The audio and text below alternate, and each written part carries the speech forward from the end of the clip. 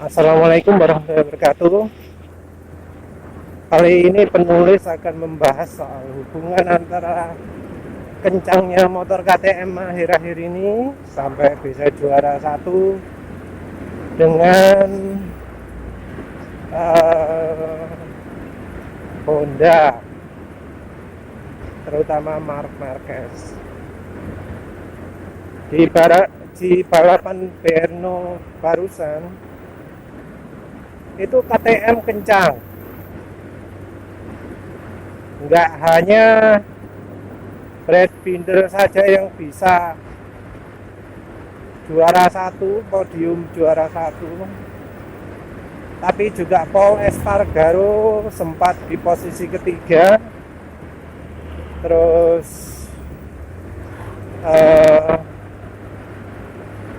Miguel Oliveira urutan 6. Terus satu lagi ya lupa pembalap siapa. Yang jelas pembalap KTM di balapan Brno itu kencang semua, naik semua. Dari yang biasanya di belakang jadi di tengah, dari yang biasanya di tengah jadi di depan, paling depan. Nah, kalau dari ceritanya, kemampuan motor KTM ini makin meningkat semenjak Dani Pedrosa jadi test rider. Masukan dari Dani Pedrosa sangat berguna untuk KTM, yang mengakui ini tidak hanya manajer tapi juga dari pembalap. Pembalap mengakui semenjak Dani Pedrosa jadi test rider terus ngasih masukan, motor KTM itu jadi makin kencang, terutama di tikungan. Motor jadi kencang di tikungan dan untuk lintasan lurus juga makin sip. Jadi rupanya banyak PR-nya yang diberikan Dani Pedrosa, banyak masukan dari Dani Pedrosa, sehingga KTM itu nggak bisa langsung menerapkan semua, dilakukan secara bertahap. Dan setelah semua diterapkan, motor KTM sekarang jadi motor yang kencang di MotoGP. Saingannya sudah Yamaha yang sekarang ini memegang kunci motor cepat sama Suzuki. Nah, ini tentu luar biasa. Akhir-akhir terakhir juga manajernya nggak usah dianggap lah, nggak usah. Yang terakhir melakukan analisa ke KTM yang menurut penulis perlu dibahas adalah komentar dari Carlo Bernard. Carlo Bernard itu analis MotoGP, penulis kadang setuju, kadang nggak setuju. Kali ini Carlo Bernard ngomong KTM maju itu jadi kesalahan Honda. Jadi yang pertama, Honda salah karena membolehkan Dani Pedrosa jadi tunernya, jadi test ridernya KTM. Kesalahan Honda kedua adalah tidak terlalu mengabaikan tim satelit, tidak ngurusi tim satelit. Penulis nggak setuju dengan dua-duanya. Emang benar Honda salah, tapi sepertinya salah ini bukan berhubungan dengan Honda atau Alberto Puig, nggak tahu namanya apa, Puig ya. Pokok penulis sebut Alberto Puig lah. Itu disebut salah karena dua hal itu tadi. Menurut penulis yang salah itu Marc Marquez. Marc Marquez itu jadi sumber kesalahan Honda, baik secara langsung maupun tidak langsung.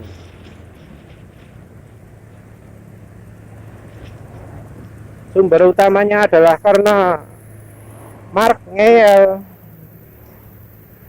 setelan apa, pokoknya semuanya harus kemauan dia yang dituruti. Ini jadi sumber masalah.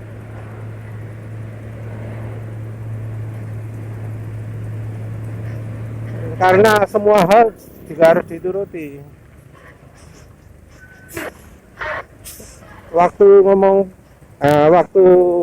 kalau pernah ngomong bahwa Honda salah telah membolehkan Dani Pedrosa jadi test rider KTM, itu sepertinya tidak mempertimbangkan bahwa sekarang ini di Honda yang didengar pendapatnya cuma Marc Marquez, lain-lain nggak ngurus, nggak gubris.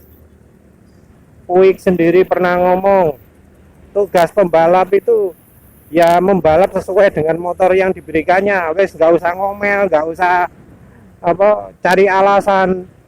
Motormu koyong ini tumpak ono, ya apa carane cek banter. Jadi pembalap itu tugasnya hanya membalap, wes nggak usah komentar. Motornya itu ya wes gawain. Kalau nggak bisa buat kenceng, sementara Mark bisa kenceng, berarti lu nggak becus.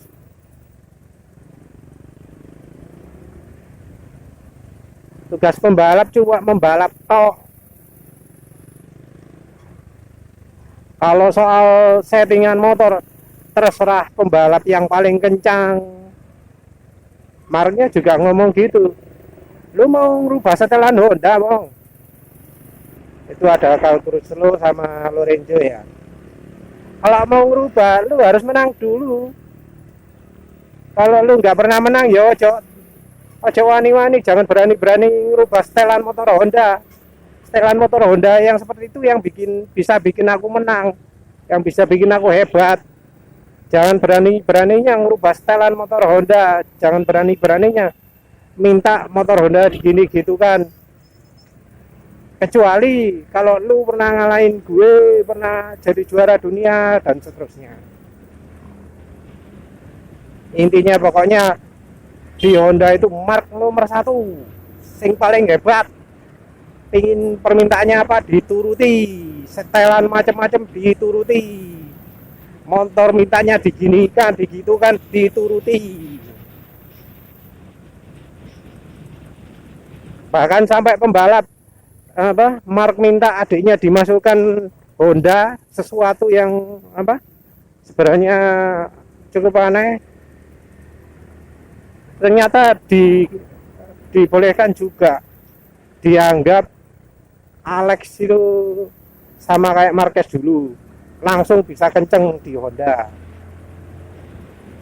Penulis sendiri curiga Alex Marquez itu beneran juara atau enggak di Moto2 itu. Apa motornya dibuat lebih kenceng dari yang lain sama Dorna sehingga menangan. Karena di MotoGP performanya itu loh jelek banget dibanding pembalap Moto2 yang lain. Jauh. Yang bekasnya Moto2 walau bukan juara, jauh. Sama yang bukan juara aja sampai bisa kalah. Yang bukan juara aja bisa sampai posisi lebih tinggi daripada Dani Pedrosa. Alex Marquez. Terus di mana jiwa juaranya Alex Marquez itu? Sekarang sudah berapa? Sudah 3 kali balapan. Oh nggak ada gregetnya sama sekali. Alex Marquez kok masih di belakang. Dulu orang mengejek Lorenzo, tapi Lorenzo itu walau dalam keadaan sakit atau apa, paling nggak bisa lah posisi 11, 10, 11. Alex Marquez ini 10, 11-nya cuma dari beruntung aja karena yang lain pada jatuh semua. Tapi kalau dilihat dari belakang, termasuk juara Alex ini, juara dari belakang. Ini hubungannya dengan Marc Marquez juga.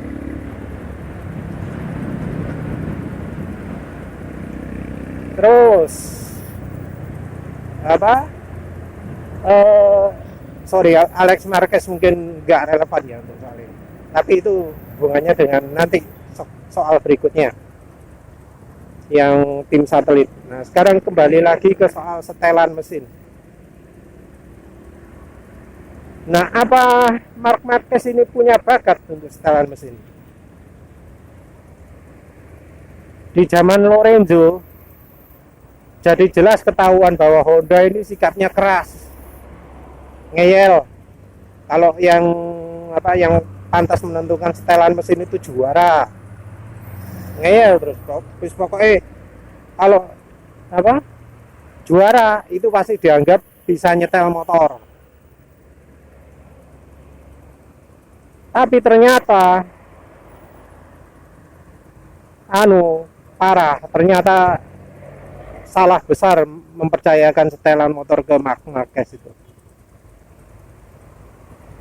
Di zamannya Lorenzo 2019, Lorenzo bolak-balik mulu, minta ini minta itu, kan Marknya jadi bereaksi hebat, Puignya bereaksi hebat.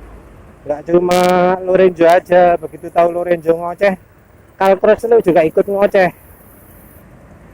Yang dikeluhkan tetap sama sih, motor Honda untuk bagian depannya itu susah dirasakan, nggak bisa di feeling, nggak bisa dirasakan efeknya. Jadi susah untuk mengetahui limit dari motor. Jadi kalau sudah mengendarai mendekati limit itu ada resiko jatuh. Dan kalau katanya Carl Crutchlow itu jatuh itu sering banget. Dia katanya itu mayoritas jatuh karena setelannya motor yang nggak beres ini. Jadi Carl Crutchlow sudah lama minta itu diperbaiki. Lorenzo muncul, Lorenzo juga minta ini diperbaiki. Tapi Honda cuek. Katanya yang kayak gitu itu kok yang bikin Marc kenceng. Yang gitu itu kok yang bikin Marc bisa jadi juara. Dan ternyata yang versi 2020 lebih ekstrim lagi. Pembalapnya yang merasakan itu protes juga. Yang Lorenzo mungkin nggak sempat karena langsung crash waktu nyoba. Yang Carl Crutchlow itu yang sangat keberatan. Alasannya Honda sama Marc waktu itu ya sama, ini motor bisa bikin aku kenceng, nggak usah dirubah-rubah, yang lain nggak usah ikut-ikut, nggak juara nggak usah melok-melok nyetel, wis udah gitu. Tapi ternyata di 2 sesi uji coba Honda itu gagal, terutama setelah Marc Marquez operasi bahu. Setelah pemulihannya gagal juga karena ada dokternya salah dalam melakukan pemulihan. Ternyata motor versi 2020 ini bikin Marc kesulitan juga, bikin Marc nggak bisa kenceng, sering crash. Dan ini keterusan. Kan mestinya kalau pembalap bisa nyetel motor itu, begitu itu tahu motor ada masalah, bisa nyari solusi. Tapi ternyata enggak. Honda sama Marc itu enggak bisa bikin solusi, menemukan solusi. Sampai hari terakhirnya uji coba di Qatar. Dan solusinya itu baru ketemu waktu Marc pinjem motornya Takaaki Nakagami. Nemunya waktu pakai motor versi 2019. Lah ini kan parah. Lah terus sebelumnya itu waktu nyoba membandingkan versi 2019 sama 2020, nganggap motor 2020 lebih enak, itu gimana ceritanya? Kok sekarang ngomong versi 2019 lebih enak, lebih mudah dikendarai? Nggak konsisten kan itu.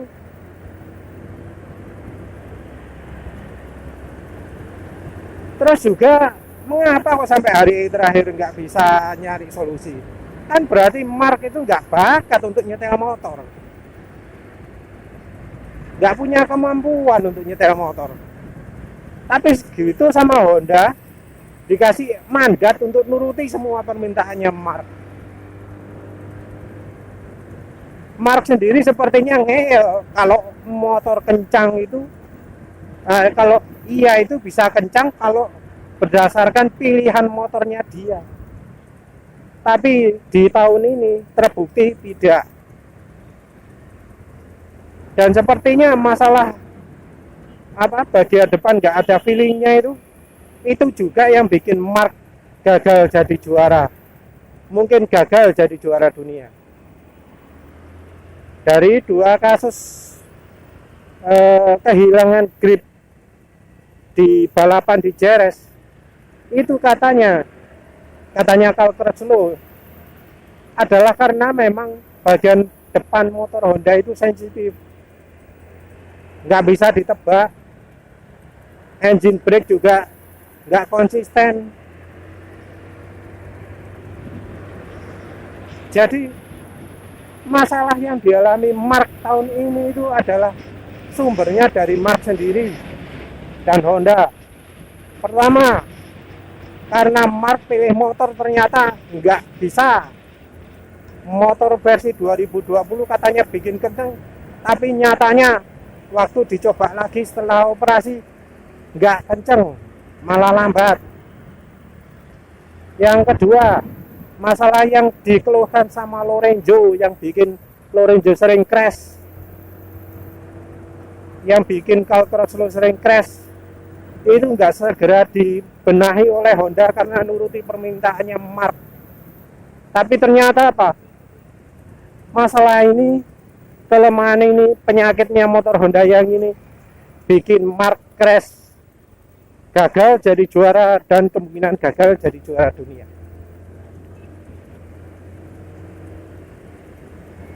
Nah ini yang bikin penulis berpikir, jangan-jangan Mark itu waktu ngomong buka jendela tangannya patah itu sebenarnya sengaja ingin tangannya jadi patah, karena biar nggak disalahkan kalau nggak jadi juara dunia, karena sudah yakin nggak jadi juara dunia.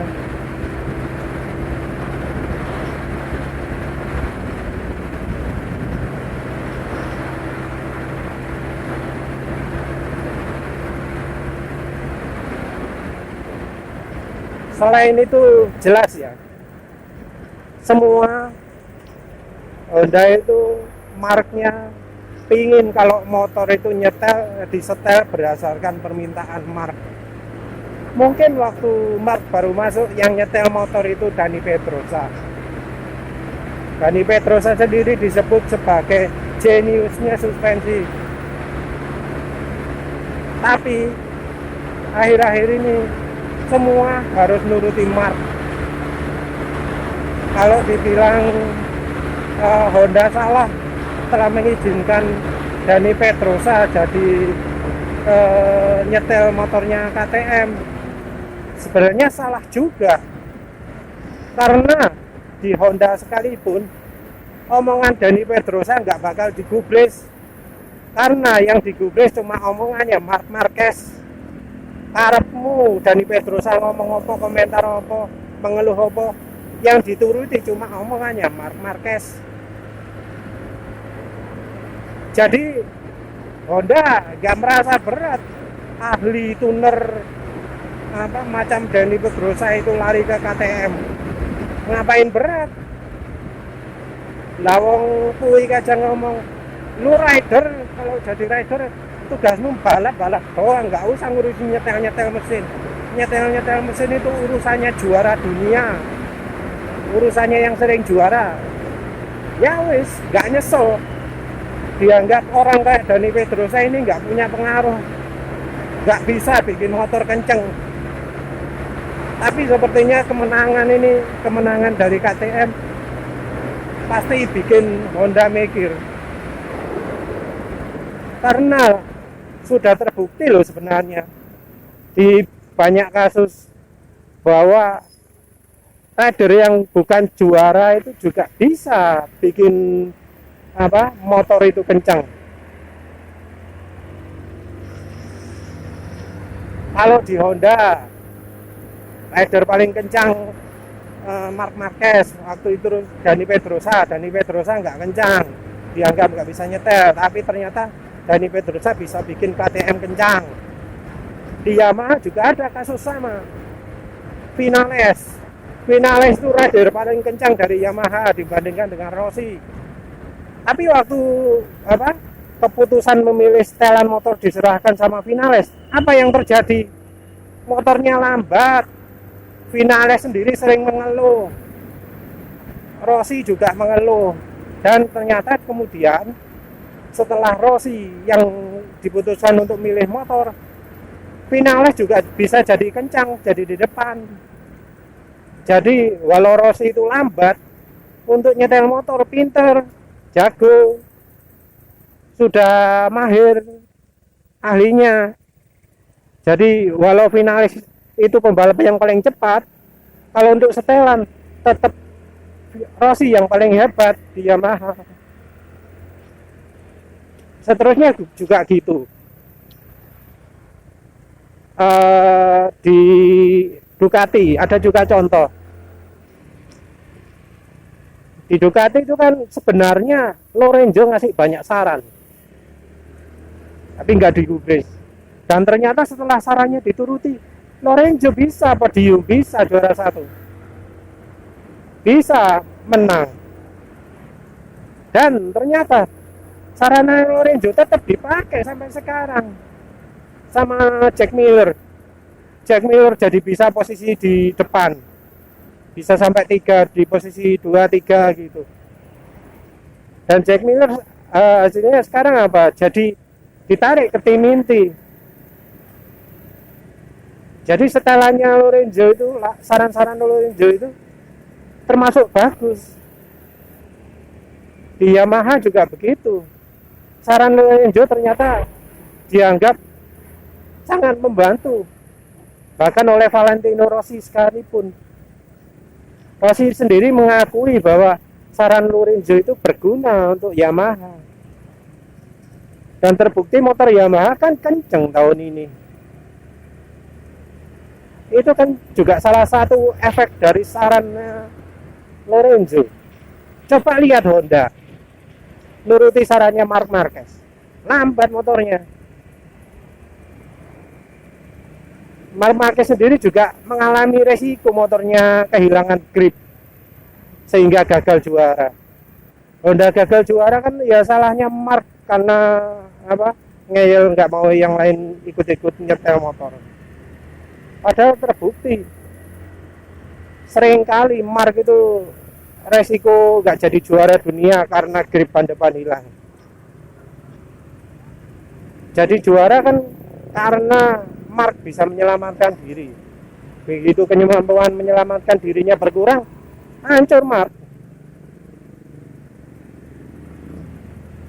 Dan sekarang parah lagi, patahnya tangan 2 kali, robek syarafnya, robek ototnya 2 kali. Padahal itu habis operasi bahu juga. Penyakitnya tumpuk-tumpuk. Apa kira-kira Marc masih bisa mengendarai motor yang gampang crash? Jadi pertanyaan besar itu. Kalau crash lagi gimana? Ya makin parah lagi. Sekarang ke tim satelit. Honda disebut nggak ngurusi tim satelit. Sebenarnya enggak. Ke Takaaki Nakagami, Honda itu sayang. Sepertinya karena ia adalah pembalap Jepang satu-satunya di MotoGP, di kelas MotoGP. Pasti sama Honda dipertahankan mati-matian. Walau kemampuan jelas kalah dari Cal Crutchlow, tetap dipertahankan.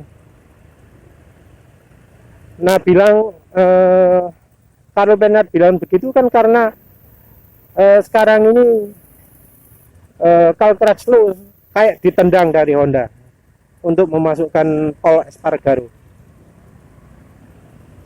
Terkesan seperti itu karena sepertinya Honda sendiri terikat kontrak. Jadi mungkin syarat bahwa Mark mau kontrak 4 tahun selama adiknya Alex itu tetap ada di tim Honda. Jadi syarat begitu. Walau Alex ini nggak punya kemampuan, terbukti lambat, terbukti nggak pantas di MotoGP, selama ada kontrak itu kemungkinan Honda masih harus tetap mempertahankan Alex Marquez, nggak peduli betapa jeleknya prestasinya. Jadi dalam hal ini Carl Crutchlow sudah nggak ada suara lagi, dan rupanya antara Paul Espargaro dan Carl Crutchlow, si Honda ini lebih mementingkan Paul Espargaro.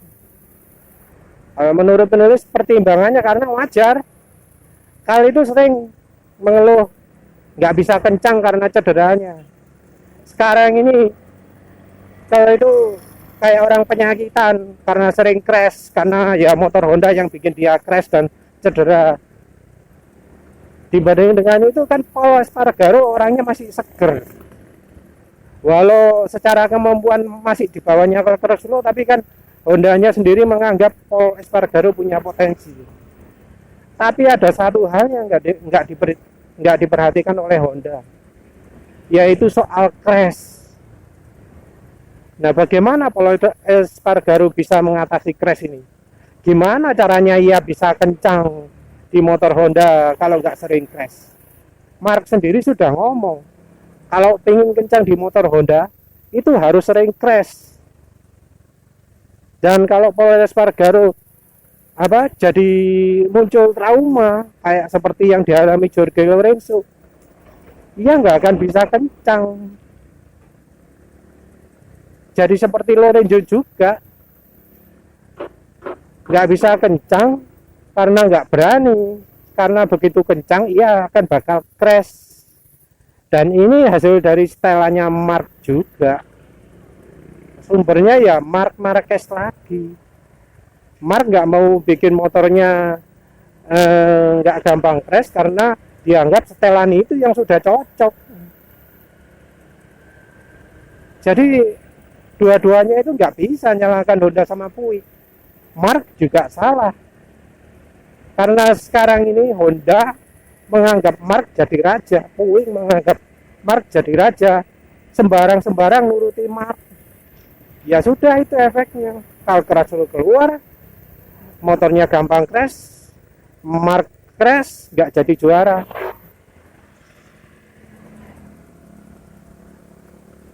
Jadi sekarang ini Honda sepertinya jadi tim yang paling kacau ya. Pembalap yang bisa sip itu cuma Takaki Nakagami. Sempat beruntung karena niru gaya ngeremnya Mark, bisa di depan, tapi rupanya sekarang kurang hoki karena jadi di belakang lagi setelah pembalap lain juga kencang.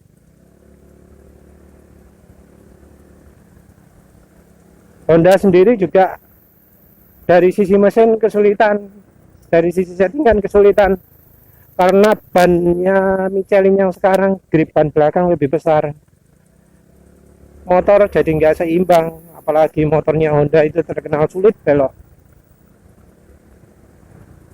Jadinya sepertinya mungkin harus seperti motornya Mark, dibuat waktu akselerasi jauh lebih kencang dari yang lain. Tapi tentunya perlakuan ini cuma hanya untuk anak emasnya Dorna saja. Cuma Mark yang bakal dikasih keistimewaan seperti ini. Keistimewaan yang menurut penulis bisa saja juga dialami oleh Alex. Motornya dibuat lebih kencang dari yang lain. Jadi semua kembali pada Mark. Kalau Honda masih nuruti Mark terus, ya Honda nggak akan bisa berkembang lagi, macet. Sudah, sekian saja. Terima kasih. Assalamualaikum warahmatullahi wabarakatuh.